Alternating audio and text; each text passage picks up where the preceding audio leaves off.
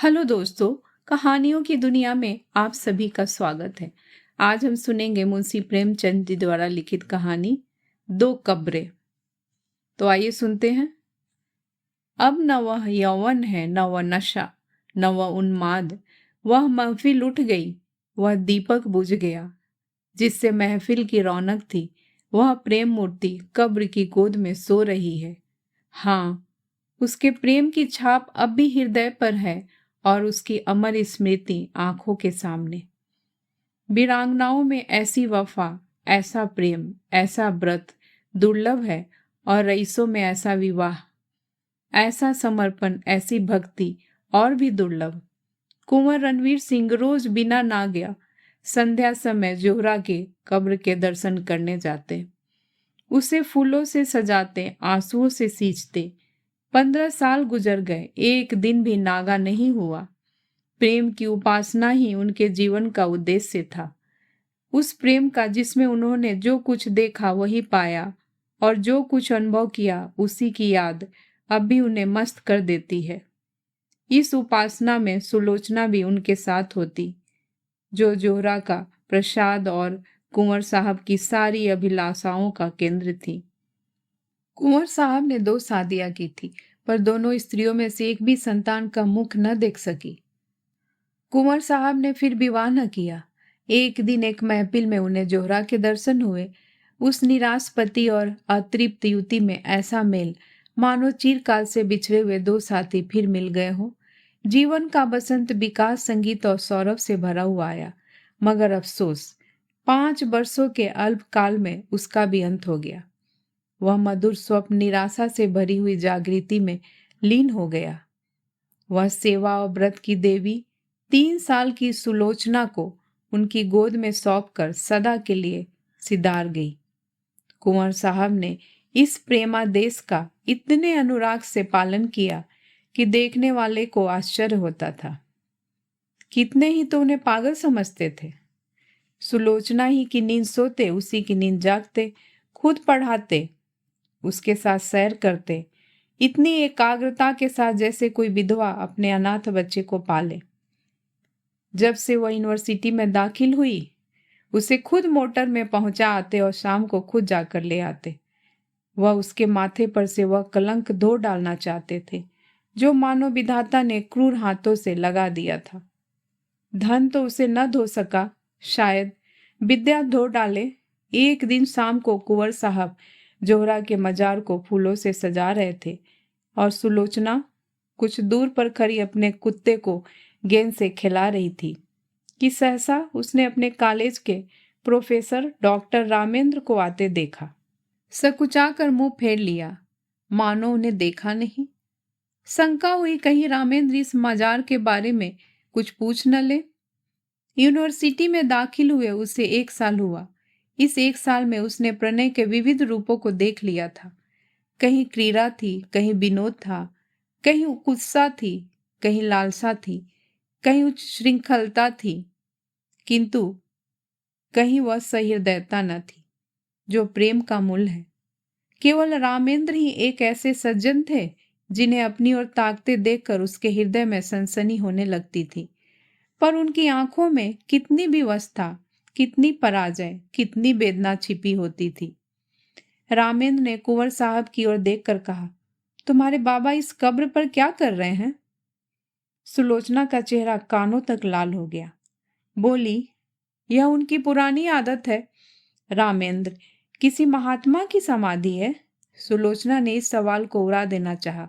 रामेंद्र यह तो जानते थे कि सुलोचना कुंवर साहब की दास्ता औरत की लड़की है, पर उन्हें यह न मालूम था कि यह उसी की कब्र है और कुंवर साहब अतीत प्रेम के इतने उपासक हैं। मगर यह प्रश्न उन्होंने बहुत धीमे स्वर में न किया था। कुंवर साहब जूते पहन रहे थे। यह प्रश्न उनके कान में पड़ गया। जल्दी से जूता पहन लिया और समीप आकर बोले, संसार की आंखों में तो वह महात्मा न थी, पर मेरी आंखों में थी और है। यह मेरे प्रेम की समाधि है। सुलोचना की इच्छा होती थी यहाँ से भाग जाऊं, लेकिन कुंवर साहब को जोहरा के यशोगान में आत्मिक आनंद मिलता था। रामेंद्र का विस्मय देखकर बोले, इसमें वह देवी सो रही है, जिसने मेरे जीवन को स्वर्ग बना दिया था। यह सुलोचना उसी का प्रसाद है। रामेंद्र ने कब की तरफ देखकर आश्चर्य से कहा, अच्छा? कुंवर साहब ने मन में उस प्रेम का आनंद उठाते हुए कहा, वह जीवन ही और था प्रोफेसर साहब। ऐसी तपस्या मैंने और कहीं नहीं देखी। आपको फुर्सत हो तो मेरे साथ चलिए, आपको उन यौवन स्मृतियों। सुलोचना बोल उठी, वे सुनाने की चीज नहीं है दादा। कुंवर, मैं रामेंद्र बाबू को गैर नहीं समझता। रामेंद्र को प्रेम का यह अलौकिक रूप मनोविज्ञान का एक रत्न सा मालूम हुआ। वह कुंवर साहब के साथ ही उनके घर आए और कई घंटों तक उन हसरत में डूबी हुई प्रेम स्मृतियों को सुनते रहे, जो वरदान मांगने के लिए उन्हें साल भर से साहस न होता था। दुविधा में पड़कर रह जाते थे। वह आज उन्होंने मांग लिया। लेकिन विवाह के बाद रामेंद्र को नया अनुभव हुआ। महिलाओं का आना जाना प्राय बंद हो गया। इसके साथ ही मर्द दोस्तों की आम दफ्तर बढ़ गई। दिन भर उनका तांता लगा रहता था। सुलोचना उनके आदर सत्कार में लगी रहती।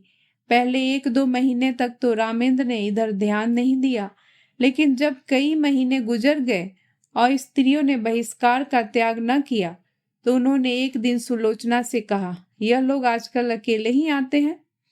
सुलोचना ने धीरे से कहा, हाँ, देखती तो हूँ। रामेंद्र, उनकी औरतें तो तुमसे परहेज तो नहीं करती? सुलोचना, शायद करती हूँ।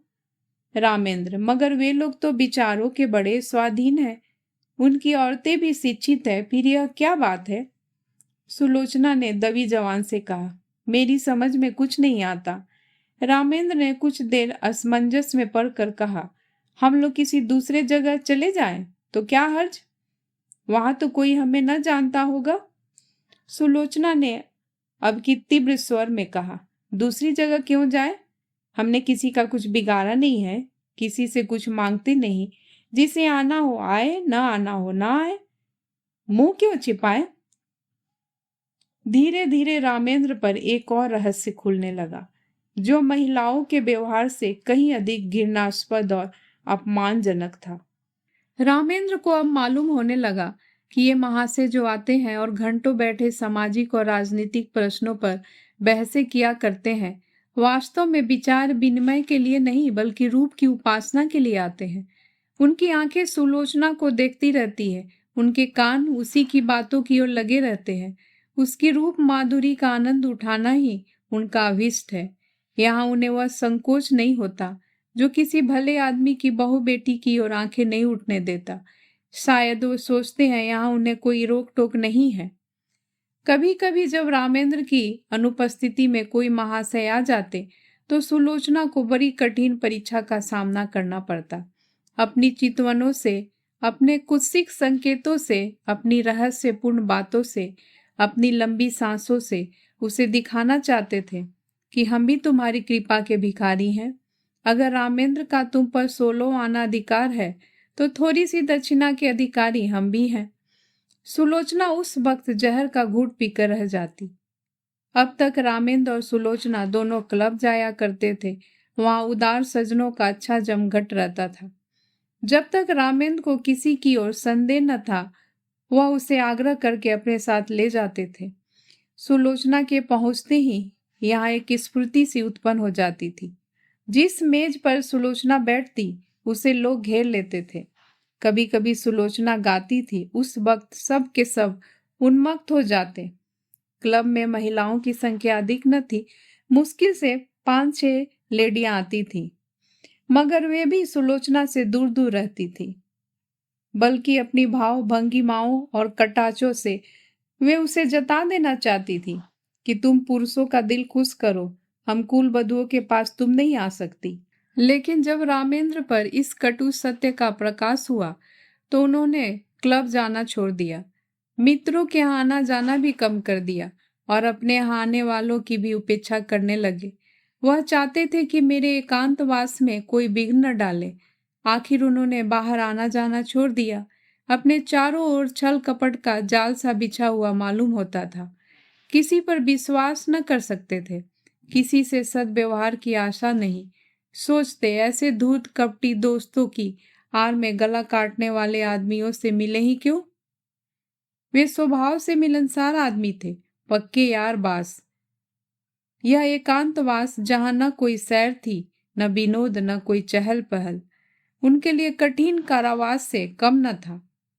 यद्यपि कर्म और वचन से सुलोचना की दिलजोई करते रहते थे, लेकिन सुलोचना की सूक्ष्म और सशंक आंखों से अब यह बात छिपी न थी कि यह अवस्था उनके लिए दिन दिन असह्य होती जाती थी। वह दिल में सोचती, इनकी यह दशा मेरे ही कारण तो है, मैं ही तो इनके जीवन का कांटा हो गई। एक दिन उसने रामेन से कहा, आजकल क्लब क्यों नहीं चलते?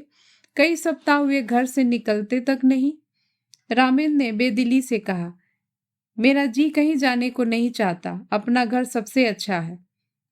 सुलोचना, जी तो उगता ही होगा, मेरे कारण यह तपस्या क्यों करते हो? मैं तो न जाऊंगी, उन स्त्रियों से मुझे घृणा होती है।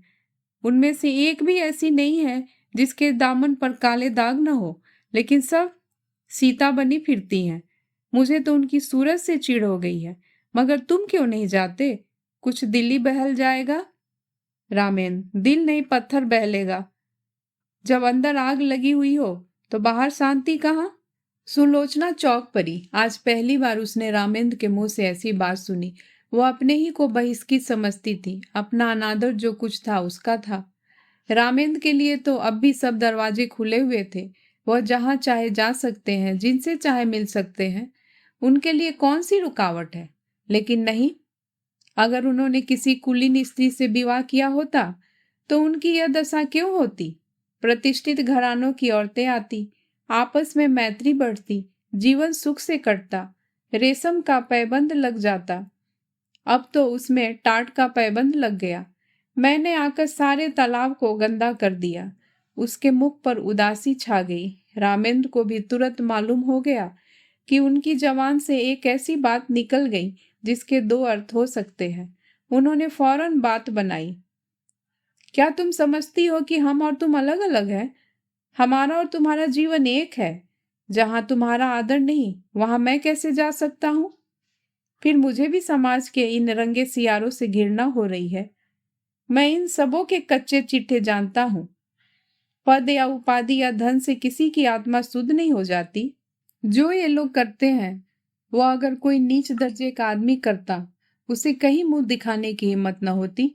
मगर यह लोग अपनी सारी बुराइयां उदारतावाद के पर्दे में छिपाते हैं। इन लोगों से दूर रहना ही अच्छा। सुलोचना का चित्त शांत हो गया। दूसरे साल सुलोचना की गोद में एक चांद सी बालिका का उदय हुआ। उसका नाम रखा गया शोभा। कुंवर साहब का स्वास्थ्य इन दिनों कुछ अच्छा न था, मसूरी गए थे। यह खबर पाते ही रामेंद्र को तार दिया कि जच्चा और बच्चा को लेकर यहाँ आ जाओ। लेकिन रामेंद्र इस अवसर पर न जाना चाहते थे। अपने मित्रों की सजनता और उदारता की अंतिम परीक्षा लेने का इससे अच्छा और क्या अवसर हो सकता था। सलाह हुई एक शानदार दावत दी जाए। प्रोग्राम में संगीत भी शामिल था। कई अच्छे अच्छे गवैये बुलाए गए। अंग्रेजी, हिंदुस्तानी, मुसलमानी सभी प्रकार के भोजनों का प्रबंध किया गया। कुंवर साहब गिरते पड़ते मसूरी से आए। उसी दिन दावत थी।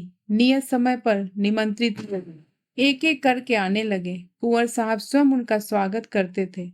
खां साहब आए, मिर्जा साहब आए, मीर साहब आए, मगर पंडित जी और बाबूजी और लाला साहब और चौधरी साहब और कक्कर, मेहरा और चोपड़ा, कौल और हुक्कू, श्रीवास्तव और खड़े किसी का पता न था। यह सभी लोग होटलों में सब कुछ खाते थे, अंडे और शराब उड़ाते थे। इस विषय में किसी तरह का विवेक या विचार न करते थे। फिर आज क्यों तशरीफ नहीं लाए? इसलिए नहीं कि छूत छात का विचार था, बल्कि इसलिए कि वह अपनी उपस्थिति को इस विवाह के समर्थन की सनद समझते थे और वह सनद देने की उनकी इच्छा न थी। 10 बजे रात तक कुंवर साहब फाटक पर खड़े रहे। जब उस वक्त तक कोई न आया तो कुंवर साहब ने आकर रामेन से कहा, अब लोगों का इंतजार फजूल है, मुसलमानों को खिला दो और बाकी सामान गरीबों को दिला दो। रामेंद्र एक कुर्सी पर हत बुद्धि से बैठे हुए थे। कुंठित स्वर में बोले, जी हाँ, यही तो मैं सोच रहा हूँ। कुंवर, मैंने तो पहले ही समझ लिया था, हमारी तौहीन नहीं हुई, खुद उन लोगों की कलई खुल गई। रामेंद्र, खैर परीक्षा तो हो गई, कहिए तो अभी जाकर एक एक की खबर लूं। कुंवर साहब ने विस्मित होकर कहा, क्या उनके घर जाकर? रामेंद्र, जी हाँ, पूछो कि आप लोग जो समाज सुधार का राग अलापते फिरते हैं वह किस बल पर? कुंवर, व्यर्थ है, जाकर आराम से लेटो। नेक और बद की सबसे बड़ी पहचान अपना दिल है। अगर हमारा दिल गवाही दे कि यह काम बुरा नहीं, तो फिर सारी दुनिया मुंह फेर ले, हमें किसी की परवाह न करनी चाहिए। रामेंद्र, लेकिन मैं इन लोगों को यूं न छोड़ूंगा, एक एक की बखिया उधेर कर न रख दूं तो नाम नहीं। यह कहकर उन्होंने पत्तल और सकोरे उठवा उठवा कर कंगाले को देना शुरू किया। रामेंद्र सैर करके लौटे ही थे कि बेस्याओं का एक दल सुलोचना को बधाई देने के लिए आ पहुंचा। जुहरा की एक सगी भतीजी थी, गुलनार, सुलोचना के यहाँ पहले बराबर आती जाती थी, इधर 2 साल से न आई थी। यह उसी का बधावा था। दरवाजे पर अच्छी खासी भीड़ हो गई थी। रामेंद्र ने यह शोरगुल सुना। गुलनार ने आगे बढ़कर उन्हें सलाम किया और बोली, बाबूजी, बेटी मुबारक, बधावा लाई हूँ। रामेंद्र पर मानो लकवा सा गिर गया, सिर झुक गया और चेहरे पर कालिमा सी पुत गई। न मुंह से बोले, न किसी को बैठने का इशारा किया, न वहां से हिले, बस मूर्तिवत खड़े रह गए। एक बाजारी औरत से नाता पैदा करने का ख्याल इतना लज्जास्पद था, इतना जघन्य कि उसके सामने सजनता भी मौन रह गई। इतना शिष्टाचार भी न कर सके कि सबों को कमरों में ले जाकर बिठा तो देते। आज पहली ही बार उन्हें अपने अधपतन का अनुभव हुआ। मित्रों की कुटिलता और महिलाओं की उपेक्षा को वह उनका अन्याय समझते थे, अपना अपमान नहीं। लेकिन यह बधावा उनकी अबाध उदारता के लिए भी भारी था। सुलोचना का जिस वातावरण में पालन पोषण हुआ था, वह एक प्रतिष्ठित हिंदू कुल का वातावरण था।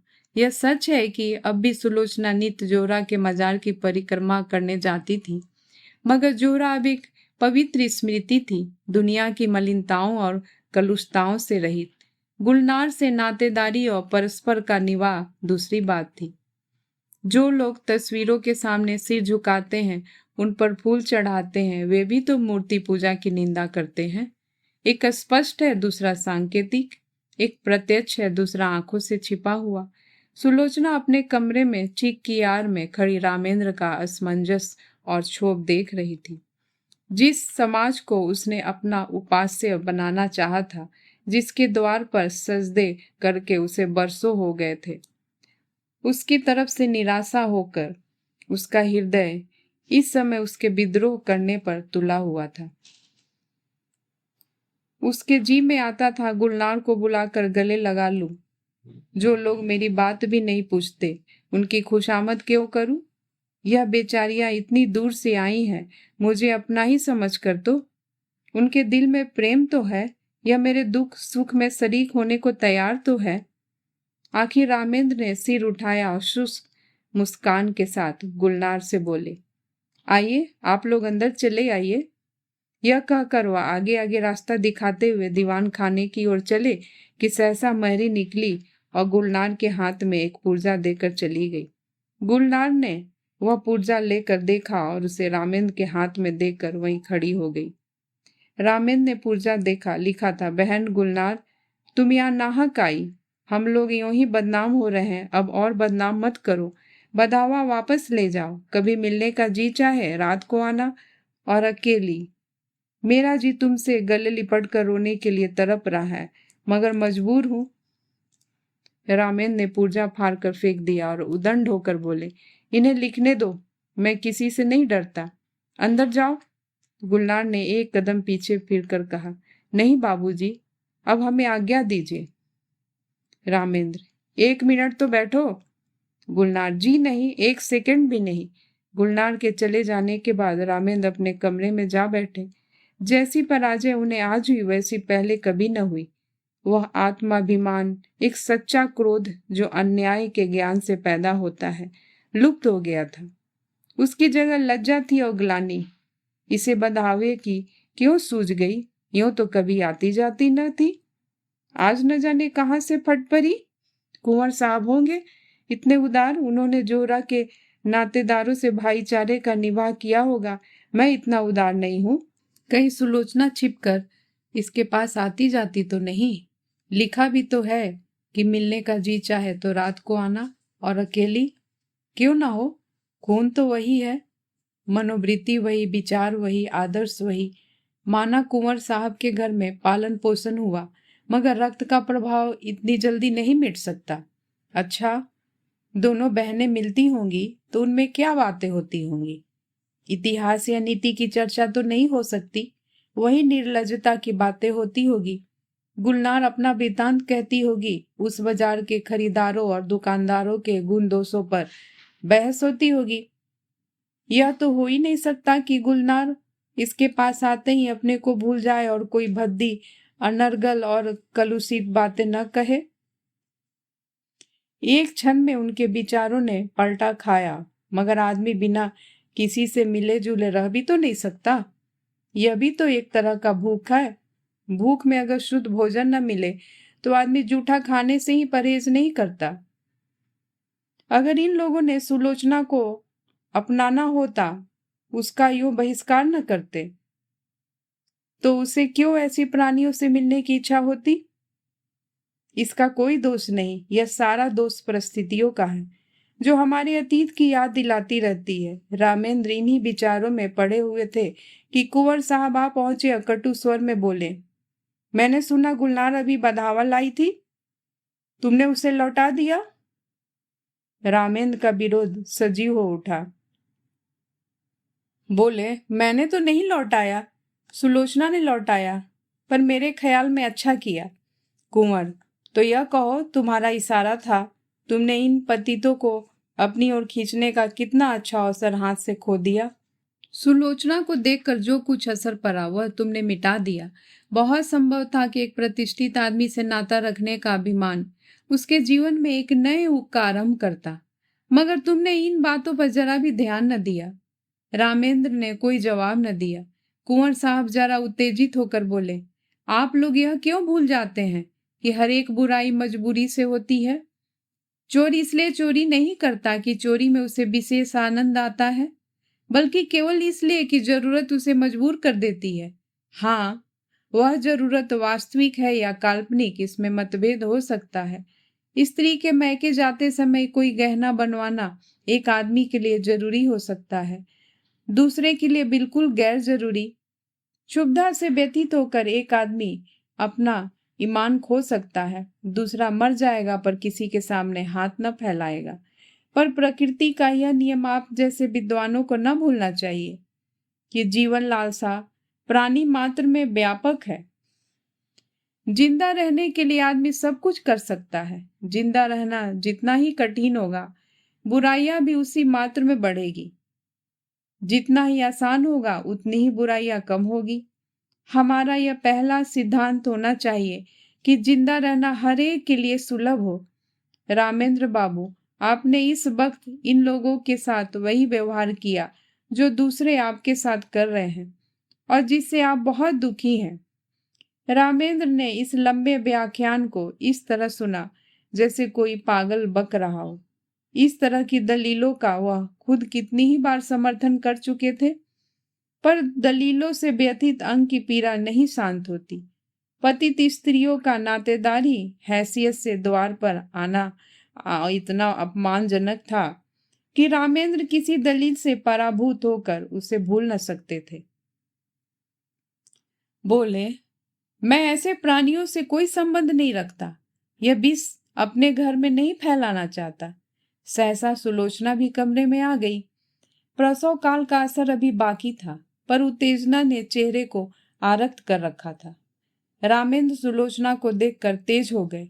वह उसे जता देना चाहते थे कि इस विषय में मैं एक रेखा तक जा सकता हूँ, उसके आगे किसी तरह नहीं जा सकता। बोले, मैं यह कभी न पसंद करूंगा कि कोई बाजारी औरत किसी वेश में मेरे घर आए। रात को अकेले या सूरत बदल कर आने से इस बुराई का असर नहीं मिट सकता। मैं समाज के दंड से नहीं डरता, इस नैतिक विष से डरता हूँ। सुलोचना अपने विचार में मर्यादा रक्षा के लिए काफी आत्मसमर्पण कर चुकी थी। उसकी आत्मा ने अभी तक उसे क्षमा न किया था। तीव्र स्वर में बोली, क्या तुम चाहते हो कि मैं इस कैद में अकेले जान दे दूं? कोई तो हो जिससे आदमी हंसे बोले। रामेंद्र ने गर्म होकर कहा, हंसने बोलने का इतना ही शौक था तो मेरे साथ विवाह न करना चाहिए था।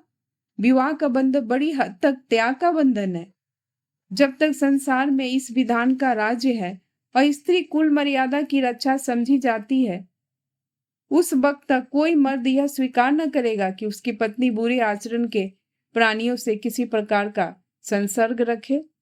कुंवर साहब समझ गए कि इस वाद विवाद से रामेंद्र और भी जिद पकड़ लेंगे और मुख्य विषय लुप्त हो जाएगा। इसलिए नम्र स्वर में बोले, लेकिन बेटा, यह क्यों ख्याल करते हो कि ऊंचे दर्जे की पढ़ी लिखी स्त्री दूसरों के प्रभाव में आ जाएगी, अपना प्रभाव न डालेगी?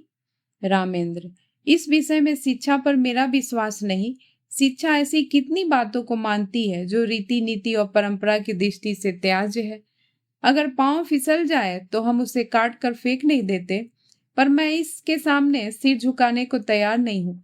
मैं स्पष्ट कर देना चाहता हूँ कि मेरे साथ रहकर पुराने संबंधों का त्याग करना पड़ेगा। इतना ही नहीं, मन को ऐसा बना लेना पड़ेगा कि ऐसे लोगों से उसे खुद घृणा हो।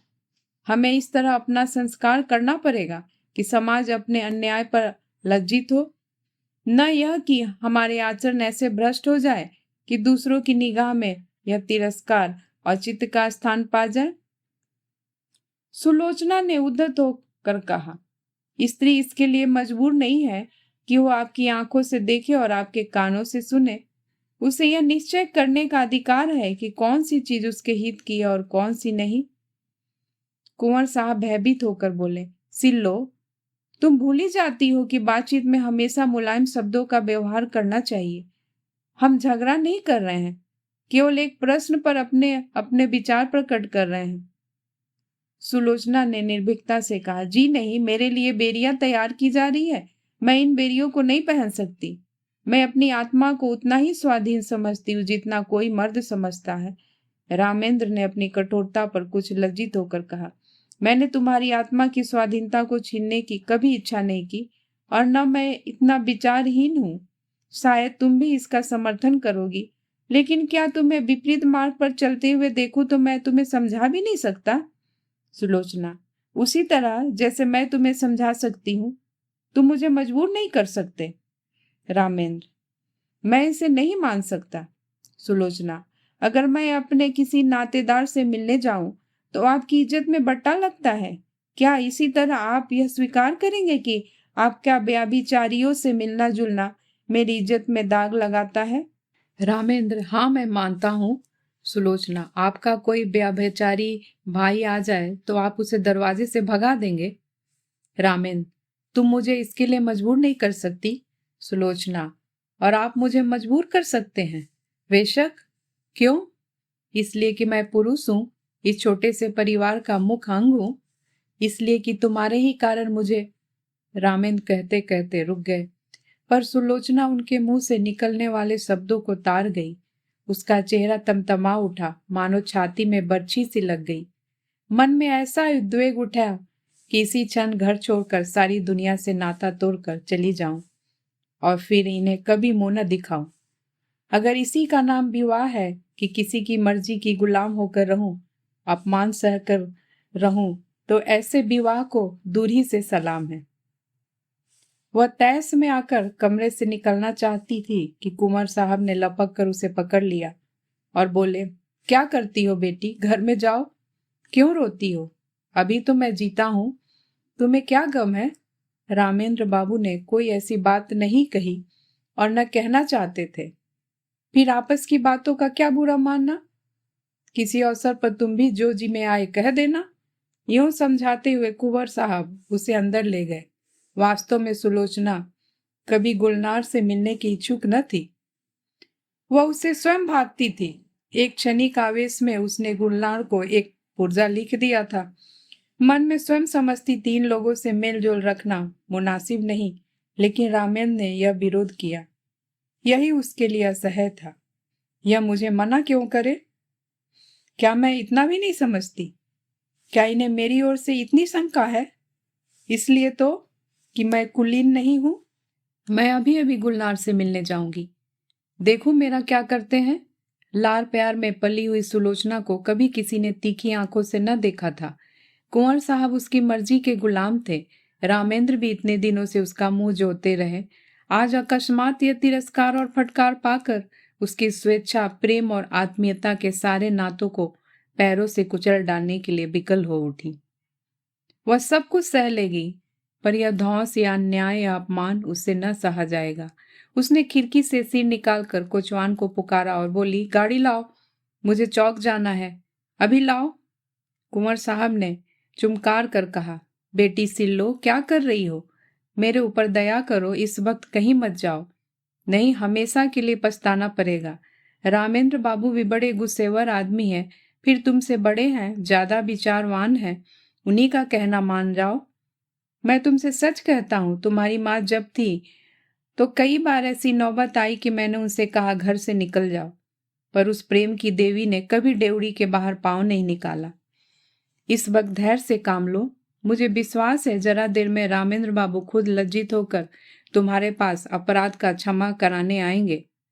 सहसा रामेंद्र ने आकर पूछा, गाड़ी क्यों मंगवाई, कहाँ जा रही हो? रामेंद्र का चेहरा इतना क्रोधनमत हो रहा था कि सुलोचना सहम उठी।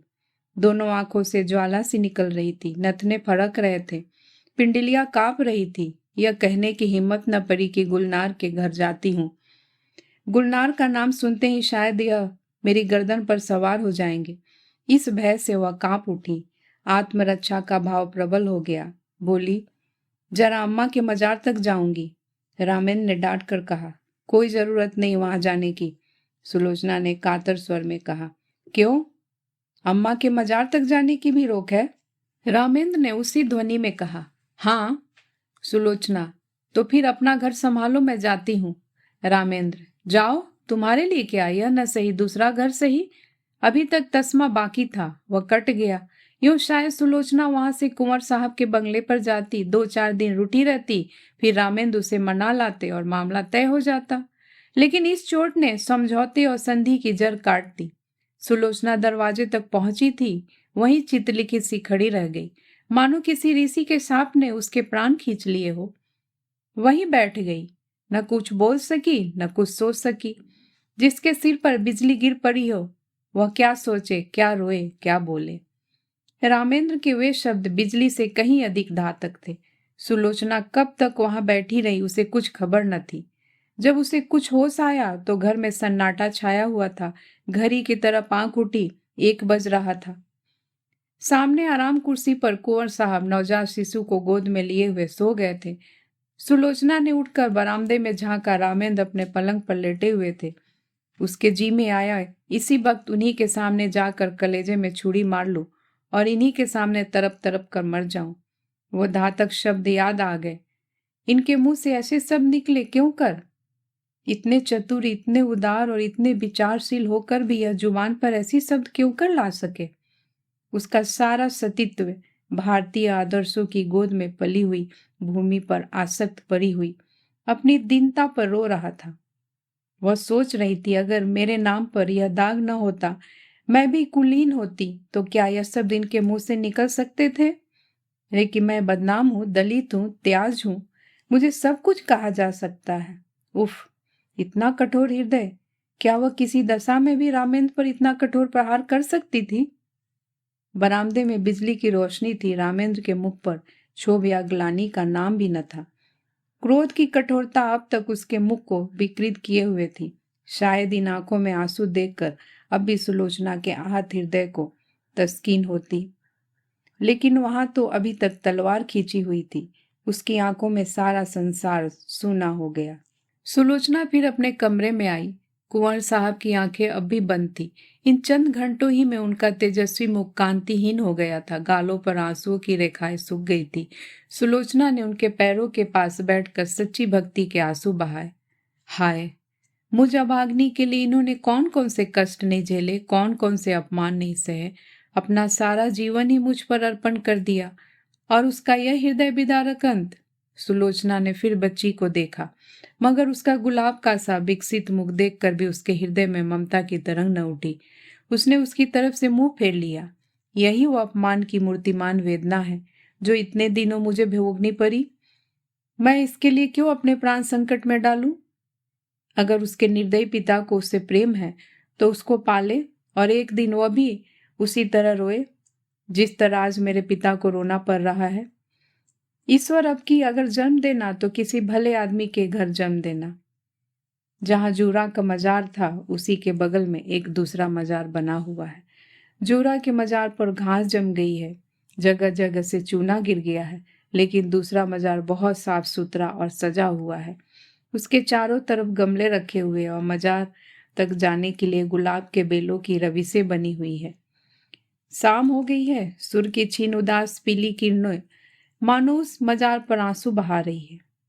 एक आदमी एक 3-4 साल की बालिका को गोद में लिए हुए आया और उस मजार को अपने रुमाल से साफ करने लगा।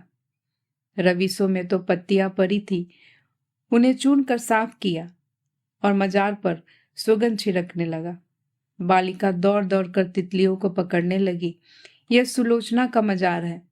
उसकी आखिरी नसीहत थी कि मेरी लाश जलाई न जाए, मेरी माँ की बगल में मुझे सुला दिया जाए। कुंवर साहब तो सुलोचना के बाद 6 महीने से ज्यादा न चल सके। हाँ, रामेंद्र अपने अन्याय का पश्चाताप कर रहे हैं। शोभा अब 3 साल की हो गई है और उसे विश्वास है कि एक दिन उसकी माँ इसी मजार से निकलेगी। दोस्तों, इस कहानी को सुनने के लिए आपका बहुत बहुत धन्यवाद। दोस्तों, मैं फिर हाजिर होंगी एक नई कहानी के साथ। तब तक के लिए नमस्कार।